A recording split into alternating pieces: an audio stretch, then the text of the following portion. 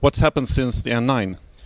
We've been working on the Sailfish operating system, and we launched the Sailfish SDK this week at Barcelona, and it's gotten a lot of good reviews from developers and community members. I think it was a very polished offering, and with the Sailfish SDK, people can start to create Sailfish applications that have all of the advanced features of the Sailfish operating system, and we are going to be launching a device and then selling devices in 2013.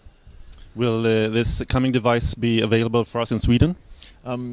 Initial market is selling in Finland and then in China, and then we will be penetrating into Europe.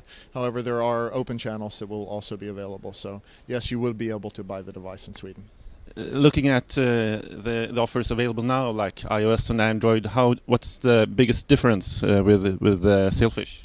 One of the biggest differences is that we have an open collaboration model. So not only are we creating Sailfish and Yola devices this year, we're also open to create devices for other partners, and we have a great deal of expertise in creating devices. We've been doing this at like Nokia for many years, so we have a great deal of ability to create tailored devices for others, and this is one of the things that actually is making us unique against those guys. The other thing is they've been stuck, and there's not been a great deal of innovation in mobile for a long time, so the OEMs are now getting squeezed because they're becoming a commodity. Operators are becoming squeezed into a bit pipe because they don't have the ability to differentiate, and even applications are becoming squeezed because it's almost like winning the lottery to create a new application and get it into an app store. So we're providing an alternative and something that's very different, and choice is an excellent thing to have for consumers. So people can only buy what's offered to them, so we're going to give them choice, and hopefully they look for more choices and demand innovation in the market. So let's have a look at the system and what to expect later this year. Okay. So I'll start with, we can open the device either with the power button or with a double tap on the screen. First feature I'll show is the pulley menu. So these work with haptics, so you can feel it as you pull down. So one very common action is, okay, I'm walking into a meeting and I want to go to silent. So actually you can perform this action by opening the device, pulling and releasing, and when you feel that first bump, you know that now, okay, I'm in silent mode, and you can put the device away. Or a similar thing with camera. So I can open the device and open the camera without looking, and then by the time I get the device up to my eye, the camera's already open. So another thing we have from our lock screen is our notifications, and we have taken SMSs, Twitter feeds, and emails, and all of these kinds of things, missed calls, and put them into one place that is always available to the user. Now I'll come to our home screen. I have a few of the applications open that I use most frequently. So email client being one.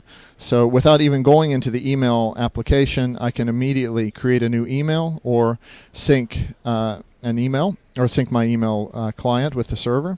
So for example, now I can create a new email. It opens up the email form that I can fill out, and for example I can go to send and be able to send the email and basically just go send and put the device back into my pocket without even having to look at it. So similar things we have with our phone application, so I can go to the dialer, or I can access my contacts, or I can go directly into the phone if I choose. So another good example is the music player, selecting different music or stopping the music. And these are features that are available in the SDK for anyone creating Sailfish applications. I'll show a couple of other unique features. First off, we have ambiance. So how we customize our device or personalize it is very important. And for example, today I'm maybe in a blue mood, but then I'm going to the outside where maybe I want to choose something that's a bit more alive. So by taking a photo or loading a photo into the device, I can basically repersonalize the whole device and all of the applications to reflect the mood or how I would like to see my device today.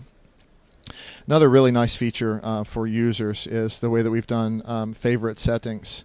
So as a traveler, many times it's important for me to be able to access the flight mode, and I don't want to have to go very deep into a menu to find it every time. Or for example, the wireless LAN. I want to be able to turn this on and turn it off, or select a wireless LAN as I'm traveling very easily. So these favorite settings can be selected. Okay, there's our wireless LANs in MWC. Any setting can be selected to be a favorite, so I can remove from the favorites, or I can add a setting to the favorites, and then not only is it available on the cover, the application cover, it's also available as a favorite setting. So it's always there right when I need it, and very, very efficient to use.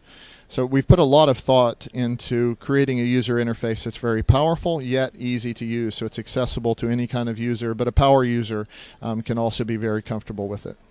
So these are the primary features of the Sailfish operating system. Thanks.